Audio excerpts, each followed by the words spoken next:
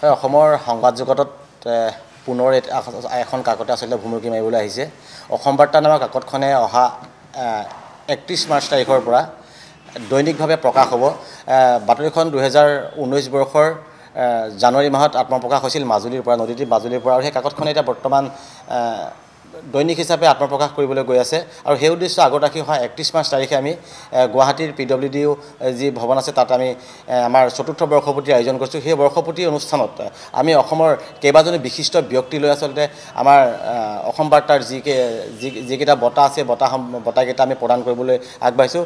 পোনপ্ৰথমে ৰহস্য সম্ৰাট কুমুদ চন্দ্ৰ হাজৰিকা, ৰঞ্জু হাজৰিকা দেৱলৈ আমি সাহিত্য উন্মেষ বঁটা আগবঢ়াইছোঁ। আৰু ইয়াৰ পিছতে আমাৰ জননেতা ডক্টৰ পূৰ্ণনাৰায়ণ সিংহ যিটো ৰাজনীতিজ্ঞ বঁটা আছে, সেই বঁটাটো আমি কেবিনেট মন্ত্ৰী মাহমৰা সমষ্টিৰ বিধায়ক যোগেন মোহন ডাঙৰীয়ালৈ আগবঢ়াইছোঁ।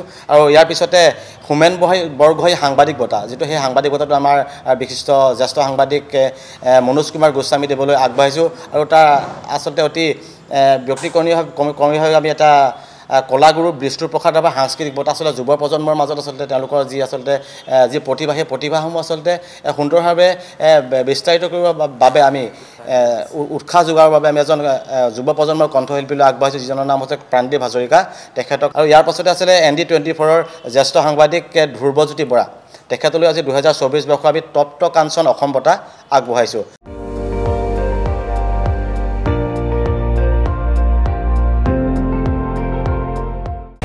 আপুনি চাই আছে ND24, সৰ্বশ্ৰেষ্ঠ নহয় সৰ্বোত্তমৰ দৌৰ।